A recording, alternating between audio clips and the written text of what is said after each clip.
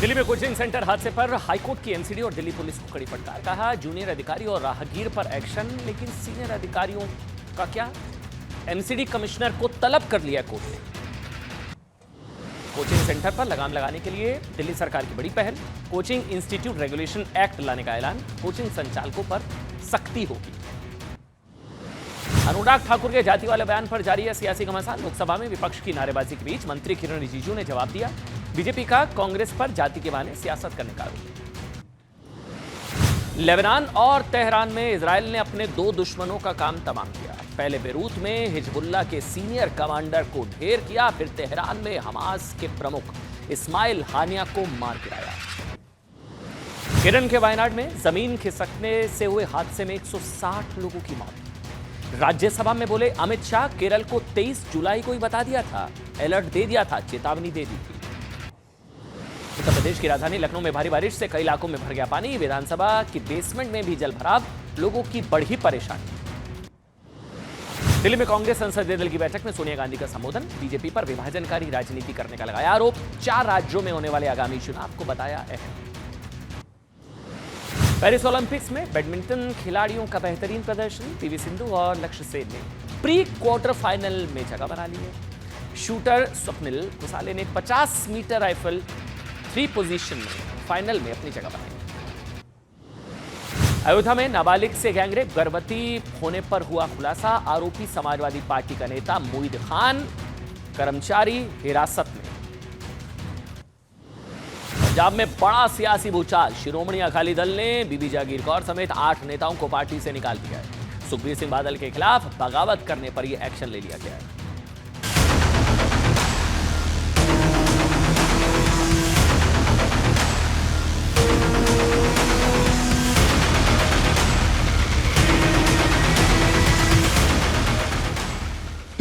जुलाई को केरल सरकार को अर्ली वार्निंग भारत सरकार की ओर से दी गई थी।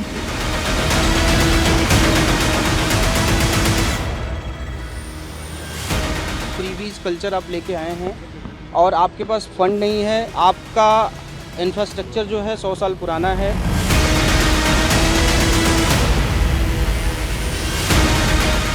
ओबीसी की बात, जनगणना की बात बहुत की जाती है। माननीय सभापति जी, जिसकी जात का पता नहीं वो गणना की बात करता है। जितना मेरा आप लोग इंसल्ट करना चाहते हैं, मैं ये सब गालियां खुशी से खाऊंगा, मगर एक बात मत भूलिए, जाति जनगणना को हम यहां पास करके दिखाएंगे।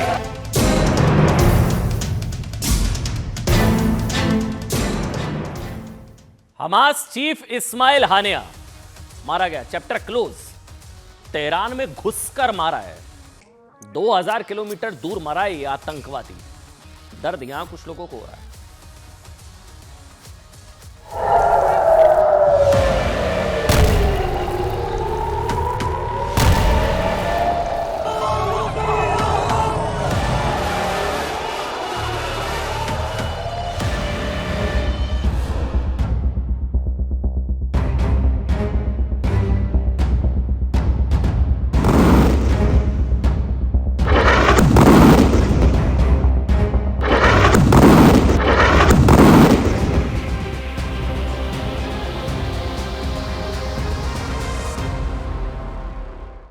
7 अक्टूबर जब हमास के आतंकवादियों ने इजराइल की सड़कों पर क्रूरता का नंगा नाच किया था। 7 अक्टूबर सैकड़ों लोगों को काटा गया, जिंदा जलाया गया, मारा गया, 1200 लोगों का कत्लेआम किया गया।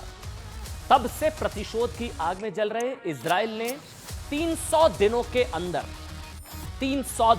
अंदर हमास के चीफ हानिया को तेहरान में घुसकर मार दिया। चैप्टर क्लोज, बदला पूरा। 7 अक्टूबर का बदला। अब ये सवाल उठ रहा है कि ये जो मॉडल है ना इजराइल वाला, ये घर में घुसकर मारने का दुश्मनों को कहीं पर भी, ये भारत में क्या लागू होना चाहिए? वैसे तो भारत पर आरोप लगते हैं कि भारत कर रहा है ये पाकिस्तान के अंदर, लेकिन भारत ओन नहीं करता। वैसे इजराइल ने भी ओन नहीं किया है, लेकिन हाफिज सईद ऐसे कई आतंकवादी हैं जो खुले बैठे हैं, अभी भी पाकिस्तान में घूम रहे हैं। 16-16 साल हो गए हैं। इजराइल ने 300 दिन में निपटा दिया। आतंकवाद की समाप्ति चाहने वालों के लिए ना ये आज के दुनिया के हर देश के लिए इससे बड़ी खबर नहीं हो सकती। फिलिस्तीन के आतंकवादी संगठन हमास, वैसे तो मैं आतंकवादी संगठन हमास बोल रहा हूं, कुछ लोगों को पीड़ा पहुंच रही होगी। नहीं साहब, हमास को नहीं, भारत में कुछ लोगों को पीड़ा हो रही होगी कि हमास को आतंकवादी क्यों कह रहा हूं मैं इतना। कई लोगों को दर्द हो रहा है, कुछ लोग इसको शहीद बता रहे हैं। भारत, आपको भरोसा नहीं होगा, आगे पूरी कहानी सुनते रहिए। अब देखिए, हमास का लीडर इस्माइल हानिया की हत्या कर दी गई, आतंकवादी मर गया, एक आतंकवादी मर गया, लेकिन भारत में मातम चल रहा है। सोचिए, उस देश में मारा इजराइल ने जो हानिया के लिए सबसे सुरक्षित था, इस आतंकवादी के लिए। हानिया को ईरान की राजधानी तेहरान में घुसकर मारा गया है। तेहरान, ईरान, जिसे आतंक के अध्याय के अंत के तौर पर देखा जा रहा है। हमास का सीधा आरोप है कि हानिया की हत्या इजराइल ने की है। सब समझते भी हैं किसने की है, इजराइल मॉडल है भी यही। इजराइल ने ना तो हमास लीडर हानिया की हत्या की जिम्मेदारी ली है, ना ही इससे सीधे इंकार किया है। ठीक, इजराइल कैबिनेट में मंत्री हैं अमीशाई एलियाहू। उन्होंने हानिया हत्याकांड पर कहा कि दुनिया को आतंकवाद की गंदगी से मुक्त करने का यही सही तरीका है। दोबारा से सुनिएगा, बहुत शानदार बात कही उन्होंने। दुनिया को आतंकवाद की गंदगी से मुक्त करने का यह सही तरीका है। इजराइल ने ओन नहीं किया कि हमने मारा नहीं मारा, हम नहीं बता रहे, लेकिन एलियाहू ने यह भी कहा कि हानिया की मौत दुनिया को बेहतर बनाएगी, दुनिया में और शांति लाएगी, और लोहे के हाथ और प्रहार करेंगे। देखिए, आतंकी मर गया, कुछ अच्छी खबर है, बढ़िया खबर है, लेकिन आतंक के मरने पर दुनिया के कुछ देशों में मातम है। इसमें भारत में भी कुछ लोगों को पीड़ा पहुंच रही है। मैं बार बार कह रहा हूं, आप लोगों को भरोसा नहीं होगा कि यार अमन कैसी बातें कर रहा है भाई, एक आतंकी के मरने पर भारत में मातम क्यों बनेगा। 7 बजे होनी थी नमाज जनाजा, जो होनी थी, अभी बताऊंगा मुंबई में, जहां हाँ बिल्कुल वो समय आगे आपको बताऊंगा, लेकिन यहां दर्द हो रहा है, पीड़ा हो रही है। पूरी कहानी सुनिएगा, लेकिन पहले समझिए कि दुनिया के इस तरह से निपटने या दुनिया में आतंकवादियों को इस तरह से निपटाने का इजराइल का पूरा पक्ष विपक्ष एक साथ है। इजराइल में कोई ऐसा नहीं है जो कह रहा है गलत कर दिया। इजराइल के किसी नेता ने हानिया की हत्या के सबूत नहीं मांगे, किसी ने सवाल नहीं उठाया। इजराइल में कोई सबूत नहीं है, लाओ सबूत दिखाओ, किसी ने सवाल नहीं उठाया। किसी ने उसे इसकी उसकी दलाली नहीं बताया। किसी ने आतंक पर सबसे बड़ी स्ट्राइक को सर्जिकल स्ट्राइक नहीं कहा इजराइल में। किसी ने हानिया को भटका हुआ नहीं बताया। किसी ने कहा कि मजबूरी में आतंकी था, मजबूरी में हथियार उठा लिए ना हानिया ने, हमारे यहां कहा जाता है ना। इजराइल में किसी ने नहीं कहा कि हानिया की हत्या इजराइल में चुनाव जीतने के लिए हुई। किसी ने नहीं कहा कि अगर इजराइल ने आतंकवाद की गंदगी साफ की है तो सेना उसका वीडियो तो दिखाए साहब। पूरा देश एकजुट है आतंक के खिलाफ। इजराइल के इस युद्ध में पूरा देश इजराइल एकजुट है। लेकिन इसके विपरीत भारत में सोचिए क्या होता है, समझिए ना इस चीज को। जब भारत पीओके में घुसकर बालाकोट से लेकर सर्जिकल स्ट्राइक करता है ना, तो भारत में एक वर्ग सेना पर उंगली उठाती है, कहती है सबूत दो, कहां मारा, सेना सबूत तो दे, कहां मारा, मारा कि नहीं मारा, पेड़ गिराए, पंछी उड़ाए, आतंकी मारे, सबूत दो साहब, वीडियो दिखाओ। किसी ने इसे खून की दलाली कहा, किसी ने सेना की क्षमता पर सवाल उठाए। पाकिस्तानी आतंकवादियों को क्लीन चिट देते हुए अपने ही देश पर आरोप भी लगा चुके हैं। शायद यही वजह है कि आतंकवाद की समाप्ति की जो इच्छा शक्ति इजराइल ने दिखाई है ना, वो भारत में राजनीतिक और धार्मिक कारणों से बहुत दुख के साथ करना पड़ता है, धार्मिक कारणों से कमजोर पड़ जाती है। अच्छा सोचिए कि 7 अक्टूबर की आतंकवादी घटना अंजाम देने वाले हमास के इस आतंकवादी हानिया की हत्या तेहरान में हुई। दिल्ली से, यहां से अगर आप मैप में डालेंगे ना, गूगल मैप में डालिएगा, ये करीबन 2500 किलोमीटर दूर हुई है। वहां गोली लगी, दर्द यहां हो रहा है, पता नहीं गोली लगी कैसे हमारा ये नहीं पता, लेकिन वो मर गया वहां पर। पीड़ा यहां, दर्द यहां, मातम यहां हो रहा है, यहां भारत में। उसकी मौत पर विलाप भारत में शुरू हो चुका है। हानिया की हत्या पर उद्धव गुट के सांसद अनिल देसाई ने यह कहा कि यूएन को दखल देना चाहिए, नहीं तो हिंसा बढ़ती जाएगी, हिंसा बढ़ेगी। समाजवादी पार्टी ने कहा है कि हिंसा किसी भी चीज का जवाब नहीं है। और सुनेंगे, जमाते इस्लामी हिंद ने इस्माइल हानिया की हत्या को शहादत बता दिया। जमाते इस्लामी हिंद ने इस आतंकवादी की, हानिया की हत्या को शहादत बताया। शहादत, हानिया की हत्या को इजराइल का आतंकवादी कृत्य करार दिया है। मुंबई के, और सुनिए आप, मैं बता रहा हूं आपको भरोसा नहीं होगा, 7 बजे होना था जो अब बता रहा हूं, मुंबई के मौलाना सलमान नदवी ने तो हमास चीफ इस्माइल हानिया की मौत पर कुछ देर पहले नमाजे जनाजा भी पढ़ी है। अच्छा दिखाइए। इजराइल का जो एक सामने हमास और इनके साथ में फ़लस्तीन जिस तरह से ये वॉर इनका चल रहा है, इसके लिए इंटरनेशनल जब तक आपको इंटरनेशनली ये सब हमारे यूनाइटेड नेशंस और इन्होंने बहुत सख्ती से आना ज़रूरी है। हिंसा से किसी समस्या का समाधान नहीं हो सकता और हमारा देश तो हमेशा से अहिंसा के पक्ष में रहा हो। खून खराबा चाहे इस तरफ से हो चाहे उस तरफ से हो, इस पर रोक लगनी चाहिए। वो शांति के साथ मिलकर और सारे देशों के साथ न्याय होना चाहिए, फिलिस्तीन के साथ भी न्याय होना चाहिए। आप समझ रहे हैं, हिंसा से काम थोड़ी ना बनता है। आतंकवादी उसको मौका देना चाहिए था। देखिए क्रॉस लग गया है यहाँ पर, देख रहे हैं क्रॉस लग चुका है, मार दिया इसको, खत्म, चैप्टर क्लोज, क्रॉस लग गया है। वहां भी क्वेश्चन मार्क है। यहाँ इंतजार हो रहा है कल को हाफिज सईद को भारतीय एजेंसियों ने ठोक दिया वहां पर जाकर या निपटा दिया, तो यहाँ के लोग कहेंगे कि हिंसा से थोड़ी ना बात बनती है। देखिए इजराइल ने हानिया की हत्या की भले ही सीधे सीधे जिम्मेदारी ना ली हो, लेकिन इजराइल ने यह कहकर पूरी दुनिया को साफ मैसेज दे दिया कि जिस तरह हानिया की हत्या हुई ना, यही दुनिया को आतंकवाद की गंदगी से मुक्त करने का सही तरीका है। बिल्कुल सही बात है। अब सवाल यह कि भारत इजराइल की तरह आतंकवाद की गंदगी साफ क्यों नहीं कर सकता? बिल्कुल कर सकता है। क्यों नहीं कर सकता? क्योंकि आतंकवाद के कई गंदे चेहरे ना हमारे पड़ोसी देश पाकिस्तान में चमक रहे हैं। हमास ने 7 अक्टूबर को इजराइल में घुसकर जो नरसंहार किया, उसका बदला इजराइल ने 300 दिनों के अंदर ले लिया। 300। लेकिन सोचिए ना दूसरी तस्वीर, 26/11 आतंकवादी हमला नरसंहार हुआ था। 6000 दिन के बाद भी हमारा सपना अधूरा है। वहां इंतकाम पूरा, वहां आतंकी हाफिज सईद को मारने का सपना अधूरा। भारत का सबसे बड़ा दुश्मन 2008 में मुंबई अटैक का मास्टरमाइंड हाफिज सईद, इस हमले के 15 साल 8 महीने बाद बिना पाकिस्तान में खुला घूम रहा है, सुरक्षित है। सवाल है कि आतंकवाद के कचरे की गंदगी की सफाई के लिए क्या भारत को भी इजराइल वाला मॉडल अपना लेना चाहिए? बिल्कुल अपना लेना चाहिए, कोई इसमें कोई दो राय नहीं है। हमास चीफ हानिया, ये आतंकवादी, हमास चीफ छोड़िए, आतंकवादी हानिया के लिए पूरी दुनिया में अगर कोई सबसे ज्यादा सुरक्षित जगह थी ना, तो वो ध्यान से सुनिए, वो थी ईरान। लेकिन वहां भी हानिया की हत्या पूरी दुनिया के लिए मैसेज है कि इजराइल के दुश्मन के लिए ना पूरी दुनिया में कोई जगह सुरक्षित नहीं है, कोई जगह। ये मोसाद है, इजराइल है। ये मैसेज इजराइल कई बार दे चुका है। बात 1976 की, सुनिए, कहानी सुनाऊंगा आज आपको, अच्छा लगेगा आपको सुनकर। ये इजराइल मॉडल क्या है? 1976 की जब आतंकवादियों ने इजराइल से उड़े एक प्लेन को हाईजैक कर लिया था। हाईजैकर क्या करा, फिलिस्तीनी समर्थक आतंकवादी संगठनों से जुड़े हुए थे। 102 इजरायली नागरिकों से भरे विमान को युगांडा ले गया।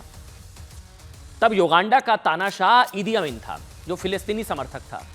तब इजराइल ने क्या किया? इजराइल के 102 नागरिकों को छुड़ाने के लिए ना ऑपरेशन थंडरबोल्ट शुरू हुआ। इस ऑपरेशन में इजराइल के प्रधानमंत्री बेंजामिन नेतन्याहू के बड़े भाई योनातन नेतन्याहू ने जान की कुर्बानी दी। 102 नागरिकों को आजाद कराया। इजराइल ने योनातन के सम्मान में इस ऑपरेशन को ऑपरेशन योनातन का नाम दिया। इससे पहले यही नहीं है, आप सुनते रहिए, इजराइल के ऑपरेशन रैथ ऑफ गॉड का सच भी और भयानक है, क्योंकि इसी ऑपरेशन की वजह से ना पूरी दुनिया में 20 साल तक लाशें गिरती रही, लाशें। जर्मनी के म्यूनिक में, ये बहुत इंपॉर्टेंट है कहानी, सुनिएगा। जर्मनी के म्यूनिक में 1972 में फिलिस्तीन समर्थक आतंकवादियों ने इजराइल के 11 खिलाड़ियों को बंधक बनाकर उनकी हत्या कर दी। इजराइल के 11 खिलाड़ियों की हत्या कर दी। इस हत्याकांड से बौखलाए इजराइल ने operation wrath of God launch किया। अगले 20 साल तक उन आतंकवादियों को ढूंढ कर उनको मारा गया, जो इजराइल के 11 खिलाड़ियों की हत्या में शामिल थे। पूरी दुनिया में अलग अलग देशों में कहीं पर भी छिपे हुए थे। यानी जिस तरह ये माना जा रहा है कि इजराइल ने ईरान की परवाह किए बिना तेहरान में घुसकर हमास के चीफ हानिया को मारा ना, उसी तरह इजराइल ने पूरी दुनिया में किसी देश के प्रोटोकॉल की परवाह नहीं की कि ये देश क्या कहेगा, वो देश क्या कहेगा, और हर उस आतंकी की 11 गोलियां मारकर हत्या की। सुनिए कहानी, हर आतंकी को ढूंढा, 11 गोलियां मारी, क्योंकि 11 खिलाड़ियों की हत्या की थी, तो हर एक आतंकी के लिए 11 गोलियां। ऐसा इजराइल ने पूरी दुनिया को मैसेज देने के लिए किया कि इजराइल के दुश्मनों के लिए पूरी दुनिया में कोई जगह सुरक्षित नहीं है, कोई जगह सुरक्षित नहीं है।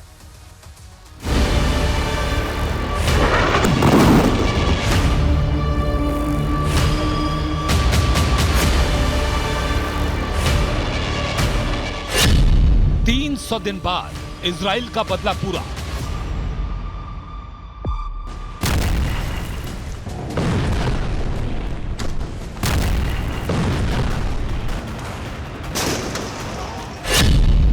तेहरान में इजराइल का ऑपरेशन इंतकाम।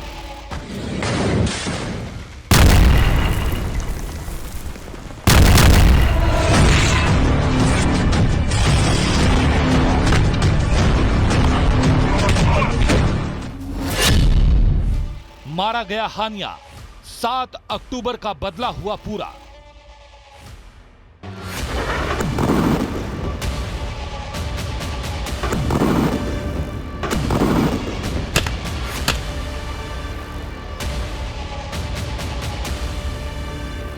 आखिरकार नेतन्याहू की कसम पूरी हो गई।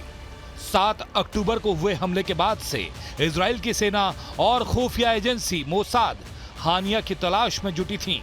हमास के अलग अलग अड्डों पर हमले किए जा रहे थे।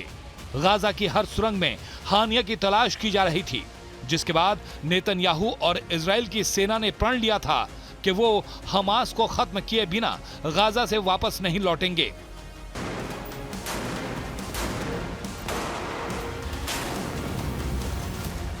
और अब 300 दिन बाद इजराइल ने 7 अक्टूबर को हुए नरसंहार का बदला ले लिया। इजराइल की सेना ने 7 अक्टूबर को हुए नरसंहार के मास्टरमाइंड और हमास चीफ इस्माइल हानिया को उस जगह पर मारा जो उसके लिए दुनिया में सबसे सुरक्षित थी। मोसाद ने इस्माइल हानिया को ईरान की राजधानी तेहरान में मारा और अपने सबसे बड़े दुश्मन का खात्मा कर इजराइल ने पूरी दुनिया के सामने एक बार फिर साबित कर दिया कि इजराइल के दुश्मनों के लिए दुनिया में कोई भी जगह सुरक्षित नहीं है। दुश्मनों से बदला लेने में मोसाद से खतरनाक एजेंसी कोई नहीं है।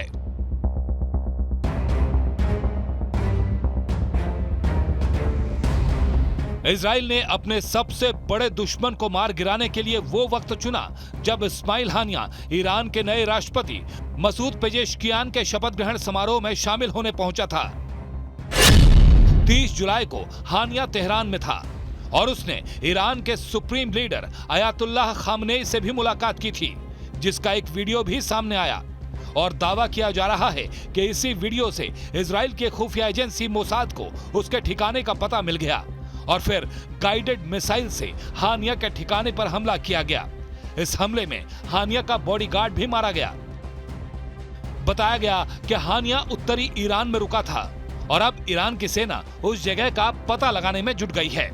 ईरान में हुई हानिया की हत्या को ईरान की सुरक्षा में बड़ी चूक माना जा रहा है।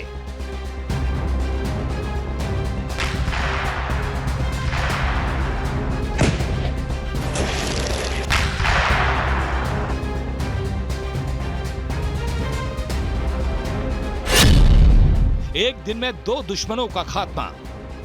इजराइल ने 24 घंटे में 2 देशों में 2 बड़े ऑपरेशन को अंजाम दिया और 2 दुश्मनों को ढेर कर दिया।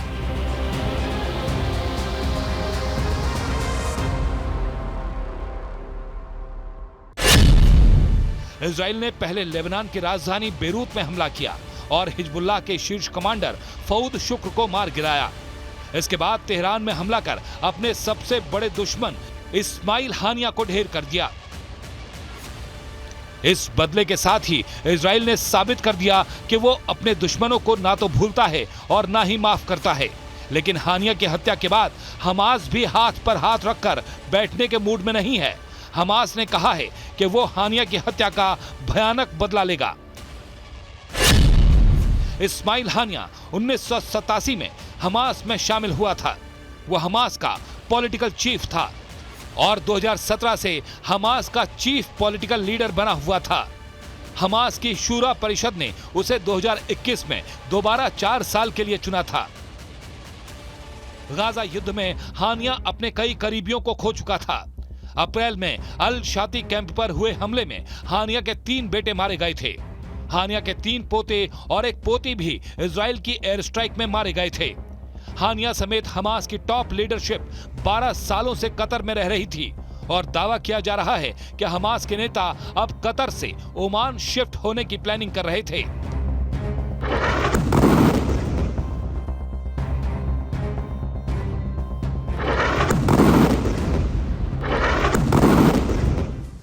उधर केरल में जो जल प्रलय आई, जो तबाही आई, अगर मैं आपसे कहूं कि उन 160 लोगों की जान बचाई जा सकती थी, पहले से अलर्ट था, एक हफ्ते पहले बता दिया गया था। ये जो तबाही है इसके पीछे सरकारी लापरवाही है, ये अगर मैं कहूं, देखिए बात।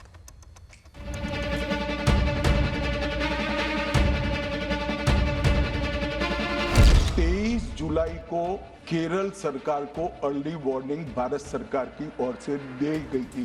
प्लीज लिसन अस, मत चिल्लाइए, प्लीज रीड इट। जो वार्निंग भेजा है उसको पढ़िए जरा। When minister was deputed, we demand to the government that a special team may go to Kerala under the leadership of a minister from the Home Ministry. उम्मीद करती हूँ कि वहाँ की सरकार इस पर ध्यान देगी और जो भी डिजास्टर रिलीफ की ज़रूरत है उसमें केंद्र सरकार भी उनकी सहायता करेगी।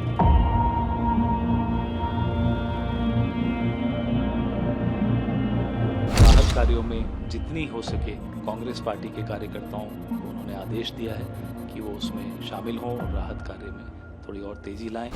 All possible support for rescue and medical care, immediate release of the compensation to deceased people, if that compensation can be increased as well, restore vital transport and communication lines, set up relief at the earliest, and prepare a roadmap for the rehabilitation of the affected families. Given by the Home Minister, that proper warning was given to the state government, and state government did not act on the warning. 160 लोगों की दुखद मृत्यु हो गई केरल में आपदा से। अगर मैं आपसे कहूं 160 लोगों की जान बचाई जा सकती थी। वायनाड और उसके आसपास के इलाकों में लैंडस्लाइड और भारी बारिश से जिन लोगों की मौत हुई, क्या वो केरल सरकार की लापरवाही का नतीजा है? ये सवाल हम इसलिए पूछ रहे हैं क्योंकि केरल में आई आपदा को लेकर केंद्रीय गृह मंत्री अमित शाह ने बहुत बड़ा खुलासा किया, बहुत बड़ा। उन्होंने राज्यसभा में दावा किया कि केंद्र सरकार ने तो 7 दिन पहले, अच्छा ये अभी ताज़ा तस्वीरें हैं, जो केरल की जो तस्वीरें हैं प्रलय की, तबाही की। अच्छा, मैं बता रहा था, अमित शाह ने बताया, आज खुलासा किया, हमने तो 7 दिन पहले ही बता दिया था, 7 दिन पहले केरल सरकार को अलर्ट कर दिया था। ये गृह मंत्री ने कहा कि अगर वक्त रहते केंद्र सरकार की चेतावनी पर केरल की सरकार ने एक्शन लिया होता तो इतनी बड़ी संख्या में लोगों की जान नहीं जाती। ये गृह मंत्री अमित शाह ने खुलासा किया, 7 दिन पहले बता दिया था केरल को ये होने वाला है, आप रिलोकेट कर दीजिए। जिस स्तर पर यह तबाही हुई है वो शायद कम होती। गृह मंत्री अमित शाह ने आज ये संसद में क्या कुछ कहा वो आपको बताएंगे, लेकिन ऐसा करते हैं, पहले ना आपको अपडेट बता देते हैं क्या चल रहा है, क्या हुआ है। अब केरल में लैंडस्लाइड के बाद आई तबाही को लेकर आज जो अपडेट है वो आपको दे देते हैं। केरल में आई तबाही में मरने वालों की संख्या 160 हो गई है। 200 से ज्यादा लोग लापता हैं। आपदा में गांव के गांव बह गए हैं। सेना और एनडीआरएफ की टीमें राहत बचाव में जुटी हुई हैं। सेना ने अब तक करीब 1000 लोगों का रेस्क्यू किया, 1000। मलबे में अभी भी कई लोगों की दबे होने की आशंका है। अब देखिए, गृह मंत्री अमित शाह ने आज पहले राज्यसभा और फिर लोकसभा में केरल में आई इस भीषण आपदा को लेकर जवाब दिया। उन्होंने कहा कि देखिए, केरल सरकार को 7 दिन पहले 23 जुलाई को ही केंद्र सरकार ने इस आपदा को लेकर अलर्ट कर दिया था। पहले 23 जुलाई को भारत सरकार ने केरल को अर्ली वार्निंग भेजी, अर्ली वार्निंग। फिर 24 जुलाई, 25 जुलाई को भी केरल सरकार को वार्निंग दी गई। 23, 24, 25, 26 जुलाई को, ये देखिए 23 जुलाई, 24 जुलाई, 25 जुलाई, 26 जुलाई को एक बार फिर केरल सरकार को केंद्र ने अलर्ट भेजा कि केरल के कई इलाकों में 20 सेंटीमीटर से ज्यादा बारिश होगी, संभलिए, रिलोकेट करिए लोगों को। यह भी बताया गया कि कहां से करना है, ये तक जानकारियां दी गई। लैंडस्लाइड होने की संभावना है, भूस्खलन भयंकर, मलबा भी आ सकता है, लोग इसमें दब सकते हैं, लोग मर सकते हैं, सब बताया था। लेकिन इन तमाम अलर्ट के बावजूद केरल की इंडी गठबंधन की सरकार ने कोई सबक नहीं दिया। बकौल गृह मंत्री अमित शाह, उन्होंने कहा कोई एक्शन नहीं लिया गया, कोई सुरक्षा इंतजाम नहीं किए गए। ये जो आज 160 लोगों की दुखद मौत हुई है, ये टल सकती थी, लोग बच सकते थे। तबाही, सरकारी लापरवाही, जिन इलाकों में भारी बारिश और लैंडस्लाइड होने की संभावना थी, वहां से लोगों को हटाया ही नहीं गया, गांव खाली कराए ही नहीं गए। तो फिर अर्ली वार्निंग सिस्टम का क्या मतलब है, फिर वार्निंग भेजने का क्या मतलब है, जिसकी वजह से केरल में आए जल प्रलय में इतनी बड़ी संख्या में लोगों की जाने गई। सोचिए, अगर किसी भी प्रदेश की सरकार को 1-2 दिन पहले नहीं साहब, 7 दिन पहले बता दिया था। 7 दिन पहले पता चल जाए कि वहां बड़ी आपदा आने वाली है तो 150 से ज्यादा लोगों की जान जा सकती है, सैकड़ों लोग लापता हो सकते हैं, गांव के गांव मलबे में दबने वाले हैं। मतलब ये सब पहले बताया गया था। तो क्या लोगों की जान बचाने के लिए 7 दिनों में कोई इंतजाम नहीं किए जाने चाहिए थे? अगर किए गए तो क्या इंतजाम किए गए? वो भी तब जब केरल देश के उन इलाकों में, जानते हैं, जब बारिश के मौसम में सबसे ज्यादा लैंडस्लाइड होता है, सबसे ज्यादा। आंकड़े बताएं आपको, 2015 से 2022 के बीच केरल में 2239 लैंडस्लाइड। आप हैरान हो जाएंगे, 15 से 22, 7 सालों में 2200 लैंडस्लाइड की घटनाएं हुई हैं और इस अवधि में देश के सभी राज्यों में सबसे ज्यादा हैं। इसके बावजूद केरल सरकार ने केंद्र सरकार की अर्ली वार्निंग पर कोई सावधानी नहीं बरती और इसकी वजह से सैकड़ों लोगों को अपनी जान गंवानी पड़ी। देखिए, गृह मंत्री अमित शाह ने क्या बताया। उन्होंने बताया कि मोदी सरकार ने 2014 के बाद अर्ली वार्निंग सिस्टम पर 2000 करोड़ रुपए खर्च किए हैं। अर्ली वार्निंग सिस्टम इसको कहा जाता है। क्या होता है? जो किसी भी आपदा को लेकर पहले ही सटीक जानकारी दे देता है। अर्ली वार्निंग सिस्टम दुनिया में, पूरी दुनिया में सिर्फ 4 देश ऐसे हैं, सिर्फ 4, सुनिएगा, सिर्फ 4 देश ऐसे हैं जहां अर्ली वार्निंग सिस्टम 7 दिन पहले ही आपदा की जानकारी दे देती है। उसमें एक देश भारत है। मगर क्या फायदा है? पूरी दुनिया में 4 देशों के पास ये टेक्नोलॉजी है, लेकिन हम अलर्ट भी भेज रहे हैं सरकार, एक स्टेट गवर्नमेंट को, कोई एक्शन नहीं हो रहा है। 7 दिन पहले राज्यों को आपदा को लेकर वार्निंग दी जाती है, लेकिन इलाकों में आपदा की आशंका होती है, वहां के सांसदों को भी सूचना उपलब्ध होती है। केरल में आई आपदा के बारे में भी सबको जानकारी दी गई थी, लेकिन इसको लेकर किसी ने सावधानी नहीं बरती और अब यही लोग केंद्र सरकार के अर्ली वार्निंग सिस्टम पर सवाल उठा रहे हैं। अच्छा, ये होता क्या है, इसको समझिएगा। ये अर्ली वार्निंग सिस्टम वर्षा, हीट वेव, तूफान, चक्रवात की पहले से ही जानकारी दे देता है, पता लग जाता है 7 दिन पहले। इसके अलावा किसी भी इलाके में बिजली गिरने की जानकारी भी 10 मिनट पहले ही अर्ली वार्निंग सिस्टम में मिल जाती है। गृह मंत्री अमित शाह ने बताया कि कई राज्य सरकारों ने केंद्र सरकार की चेतावनी का उपयोग करके शानदार आपदा प्रबंधन किया। उन्होंने उदाहरण दिया। उदाहरण के लिए सुनिएगा, ओडिशा में जब नवीन पटनायक की सरकार थी तो 7 दिन पहले साइक्लोन का अलर्ट भेज दिया गया।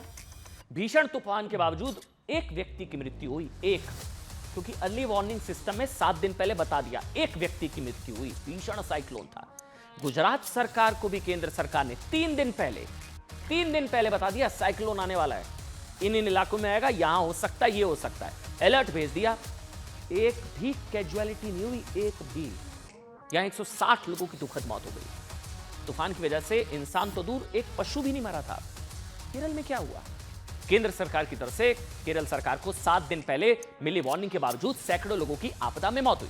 केंद्र सरकार ने 4000 लोगों को हटाने के लिए कहा था, 4000, लेकिन केरल सरकार ने आपदा से पहले इन लोगों को सुरक्षित स्थानों तक नहीं पहुंचाया। 23 जुलाई को, मतलब आपदा के 7 दिन पहले, केंद्र सरकार ने NDRF, national disaster response force की 8 टीमें केरल के लिए भेज दी थी, लेकिन स्थानीय प्रशासन तब भी एक्टिव नहीं हुआ। सुनिए। 23 जुलाई को केरल सरकार को अर्ली वार्निंग भारत सरकार की ओर से दी गई थी। 23 जुलाई, 7 दिन पहले, फिर 24 को गई, फिर 25 को गई, 26 तारीख को मान्यवर ये कहा गया कि 20 सेंटीमीटर से ज्यादा वर्षा होगी, भारी वर्षा होगी, लैंडस्लाइड होने की संभावना है, मड भी रस होकर आ सकता है और लोग इसके अंदर दबकर मर भी सकते हैं। मैं कुछ कहना नहीं चाहता था मान्यवर, मगर भारत सरकार की अर्ली वार्निंग सिस्टम पर सवाल किए गए, इसलिए मैं कहता हूं, प्लीज लिसन अस, मत चिल्लाइए, प्लीज रीड इट। 4000 परिवारों को हटाना चाहिए, वो भी इंगित किया गया कि कौन से 4000 परिवारों को कौन सी जगह से हटाना चाहिए। और मान्यवर, मुझे बोलते हुए बड़ा दुख हो रहा है, यही जो दुर्भाग्यवासी लोग हैं जिनके लिए पहले से सूचना 6 साल पहले दी गई है कि इनको हटा लीजिए वरना ये रिस्क में है, अब नहीं हटाया गया।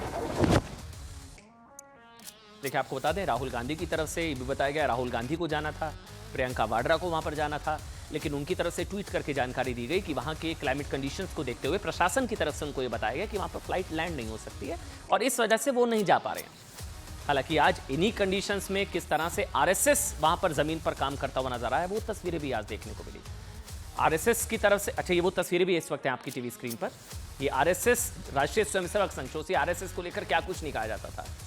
आरएसएस की हाफ पैंट में आग लगाने वाली भी तस्वीर पोस्ट की थी ना कांग्रेस ने, याद है आपको।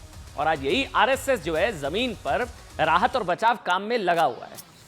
राहुल गांधी नहीं आ पाए, उन्होंने वजह अपनी बताई। उन्होंने कहा कि वहां पर स्थितियां इस तरह की है कि फ्लाइट लैंड नहीं हो सकते, ठीक अपनी जगह वो। लेकिन इन्हीं हालात में यहां पर आरएसएस शुरुआत से जुटा हुआ है। और ये तस्वीरें, वैसे तो कहते हैं कि एक परोपकार एक हाथ से किया जाता है, दूसरे हाथ को पता नहीं लगना चाहिए।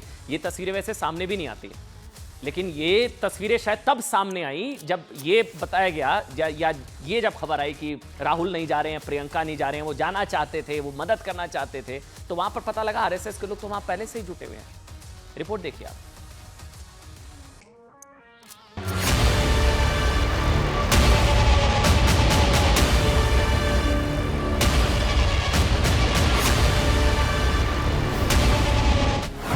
वायनाड पर सैलाब स्ट्राइक।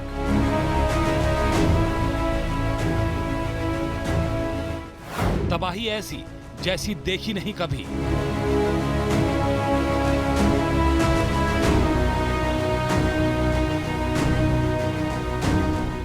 केरल के कई इलाकों में भीषण तबाही।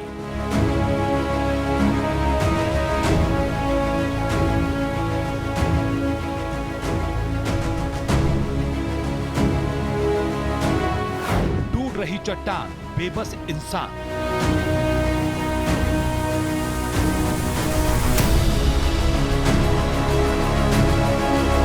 वायनाड के लोगों पर मॉनसून किस कदर मौत बनकर टूटा है, इन तस्वीरों को देखकर आप उसका अंदाजा लगाइए। जहां तक नजर जाती है, हर तरफ सिर्फ तबाही का मंजर दिखाई देता है। रेस्क्यू ऑपरेशन अब भी जोर शोर से जारी है। स्थानीय प्रशासन से लेकर आर्मी की टीमें लोगों को बचाने में जुटी हैं। लेकिन हर दिन बीतने के साथ मरने वालों का नया आंकड़ा सामने आता है और मृतकों की बड़ी संख्या सबको हैरान कर देती है। मंगलवार की रात 2 बजे पहली बार केरल के मुंडक्कई इलाके में भूस्खलन की घटना सामने आई, जब लोग देर रात अपने घरों में सो रहे थे। टूटी चट्टान का मलबा उन्हें बहाते हुए ले गया और गांव के गांव तबाह हो गए।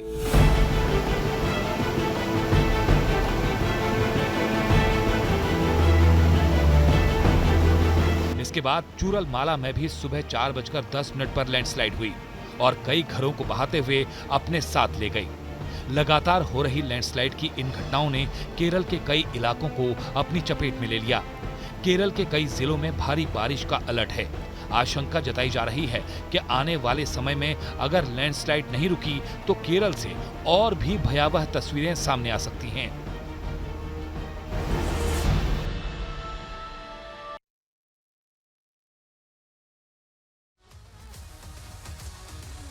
मलबे से निकलती लाशें, इस समय वायनाड की यही तस्वीर है। जहां तक नजर जाती है, हर तरफ मातम पसरा हुआ है। 150 से ज्यादा लोगों की मौत हो चुकी है। बड़ी संख्या में लोग लापता हैं। घरों से निकलने के रास्ते बंद हैं। लोग अपनों की तलाश में भटक रहे हैं। इलाके में खराब मौसम और बारिश के चलते राहत बचाव के काम में भी दिक्कतें पेश आ रही हैं। हालांकि थल सेना और वायुसेना के बाद अब नौसेना भी वायनाड में राहत बचाव के काम में जुट गई है। दक्षिणी नौसेना कमान ने केरल डिजास्टर मैनेजमेंट अथॉरिटी के अनुरोध पर 68 सदस्यों की डिजास्टर रिलीफ टीम को तैनात किया है। इसके अलावा कई टीमें स्टैंड बाय पर हैं।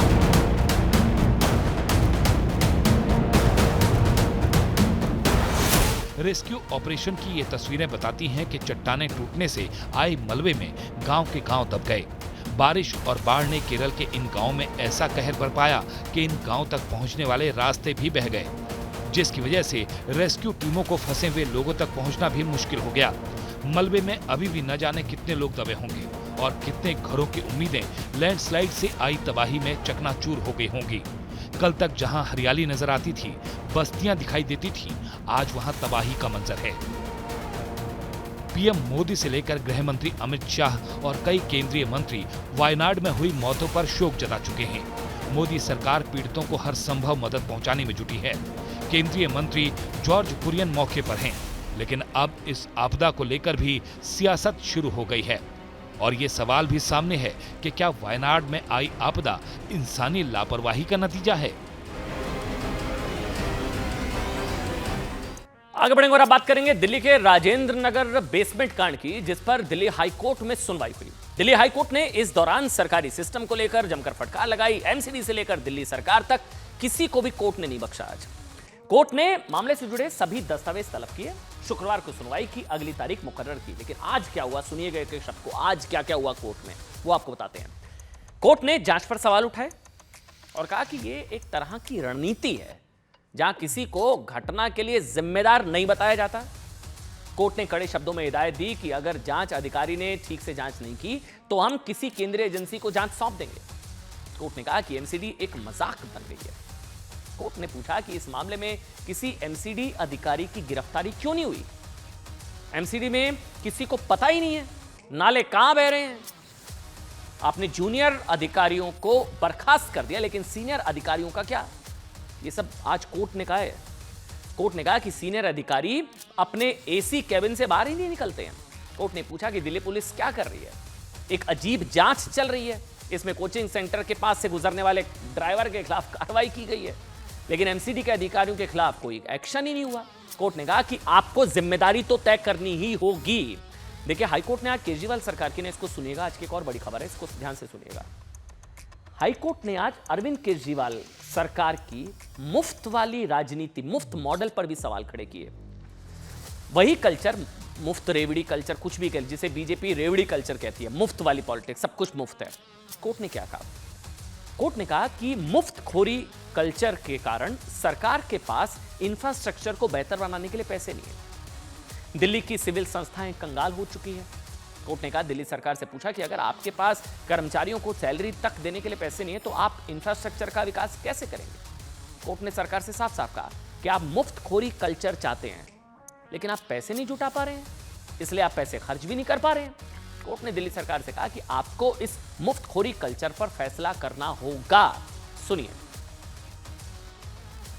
सीधे सीधे ऑनरेबल कोर्ट ने कुछ नहीं कहा, लेकिन इनडायरेक्टली ऑनरेबल कोर्ट ने बहुत सारी बातें कही कि जो फ्रीबीज कल्चर आप लेके आए हैं और आपके पास फंड नहीं है, आपका इंफ्रास्ट्रक्चर जो है 100 साल पुराना है, आप इलेक्ट्रिसिटी बिल नहीं लेना चाह रहे हैं, आप पानी का बिल लेना नहीं चाह रहे हैं लोगों से, लेकिन उसके बदले में लोग अपनी जान गंवा रहे हैं। तो अगर आपको फ्रीबीज कल्चर देना आप दीजिए, लेकिन इंफ्रास्ट्रक्चर को आप डेवलप करिए। देखिए, दिल्ली हाईकोर्ट ने ऐसा क्यों कहा ये भी आपको बताते हैं। दरअसल केजरीवाल सरकार दिल्ली में इस वक्त 7 मुफ्त योजनाएं चल रही हैं। 200 यूनिट तक बिजली मुफ्त है, हर महीने 20,000 लीटर पानी मुफ्त है, बसों में महिलाओं को मुफ्त यात्रा, मुख्यमंत्री तीर्थ योजना और सारी मुफ्त मुफ्त मुफ्त। कोर्ट ने भी इस पर चिंता जाहिर की कि मुफ्त मॉडल ले डूबा क्या। जब आपके पास उसके लिए पैसा नहीं है तो इस तरह की चीजें होंगी। जाहिर है, ऐसी मुफ्त योजनाओं का असर सरकार के राजस्व पर पड़ता है और इसका सीधा असर सरकार के काम पर पड़ता है। इसका नतीजा पूरा देश देख रहा है। आगे बढ़ेंगे और अब बात करेंगे एक और बड़ी खबर। अब बात रामनगरी अयोध्या में लग रहे महापाप के आरोप की। जी हां, राम की नगरी अयोध्या में समाजवादी पार्टी के एक नेता पर 12 साल की बच्ची के गैंगरेप का आरोप लगा है।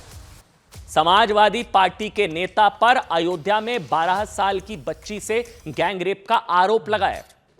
गैंगरेप की यह जघन्य वारदात एक बार नहीं बल्कि 2 महीने में तक कई बार होती रही आरोपों के अनुसार, और बच्ची बार बार उन दरिंदों का शिकार बनती रही। इस महापाप का पर्दाफाश तब हुआ जब वो 12 साल की बच्ची प्रेग्नेंट हो गई। उसके पेट में दर्द हुआ। जब उसकी मां उसे डॉक्टर के पास ले गई तब पता चला कि बच्ची तो पेट से है। इसके बाद उस पीड़ित बच्ची ने अपनी चुप्पी तोड़ी। ये वो समाजवादी पार्टी का नेता, तस्वीर भी है, ये वो समाजवादी पार्टी का नेता है। ठीक, बच्ची ने बताया कि समाजवादी पार्टी के नेता मोहम्मद मोईद खान और उसके नौकर ने एक दिन उसका गैंगरेप किया, अश्लील वीडियो बना लिया। इसके बाद दोनों उस बच्ची को ब्लैकमेल कर 2 महीने से बार बार उसका गैंगरेप करते रहते। समाजवादी पार्टी का नेता ऐसा भी है। अयोध्या की बात कर रहा हूं मैं, ये रामनगरी की बात कर रहा हूं, उसमें ये महापाप के आरोप लगे हैं। गैंगरेप के आरोपी समाजवादी पार्टी के नेता मोहम्मद मोईद खान का रसूख देखिए।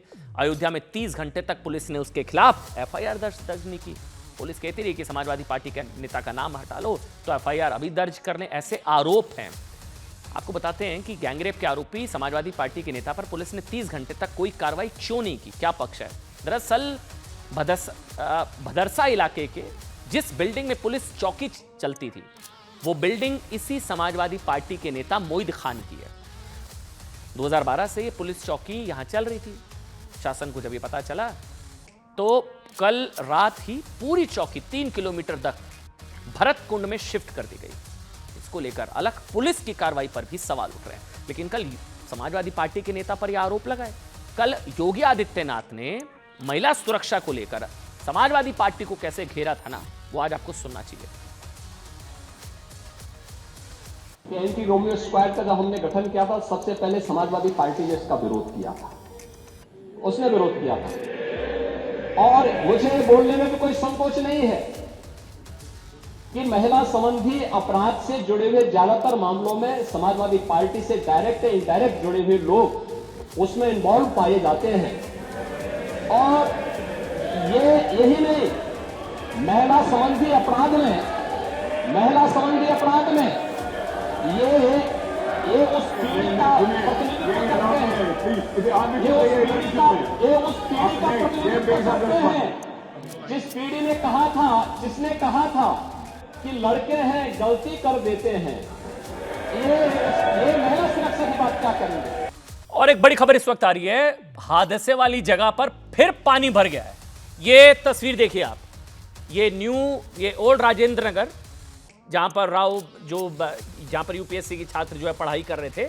बताया जा रहा है दिल्ली में फिर से बारिश हो रही है, कुछ रूट डाइवर्ट कर दिएगा। मेरे साथ मेरे सहयोगी संदीप बोल इस वक्त लाइव जुड़ चुके हैं। ये वही जगह बताया जा रहा है, संदीप शायद आप वहीं पर मौजूद है, यहीं पर हादसा हुआ था, अमन, फिर पानी भर गया है।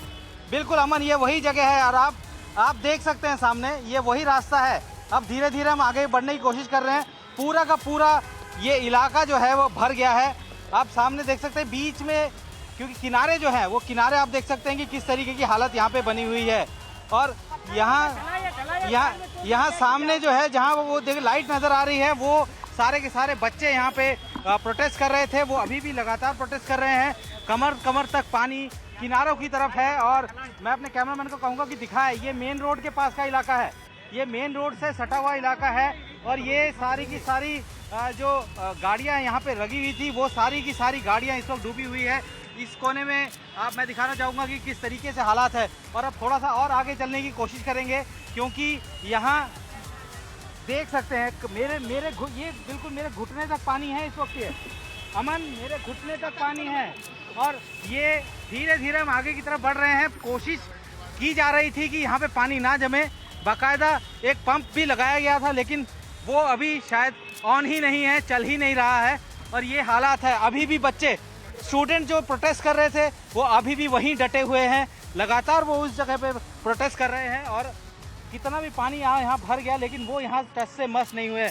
अमन, ये दिल्ली की उस जगह की कहानी है जहाँ पानी भरने से 3 जो ऐसे जो बच्चे थे जो कि अफसर बनना चाहते थे, उसकी तैयारी कर रहे थे, लेकिन कहीं ना कहीं ये देख के तो ये लगता है कि अफसरों की जो लापरवाही है वो उनकी साथ जो है उनकी जान ले गया। और ये वजह है कि यहाँ पे अभी स्थिति वैसी की वैसी बनी हुई है, कोई बदलाव नहीं है। यहाँ के विधायक दुर्जेश पाठक ज़रूर इस जगह पे मौजूद है, लेकिन वो भी कुछ नहीं कर पा रहे हैं, क्योंकि पानी इतनी जल्दी इस जगह पे भरा। अमन, देखिए, एक मिनट में संदीप आपके पास आ रहा हूं, एक मिनट। ये दूसरी तस्वीर जो सब हम दिखा रहे हैं, आप संदीप रहिए हमारे साथ। ये देखिए, वो जो छात्र हैं वो प्रदर्शन कर रहे हैं।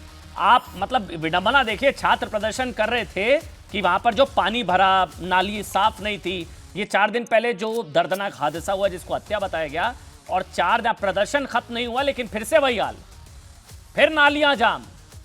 आज कोर्ट ने फटकार लगाई है, मजाक बना रखा है। कोर्ट की तरफ से कहा गया, कोर्ट ने फटकार लगाई कि क्या कार्रवाई हुई, किसी एमसीडी अधिकारी पर क्या कार्रवाई हुई, कोर्ट ने फटकार लगाई। उसके बाद हाल देखिए, आज फिर वही हाल।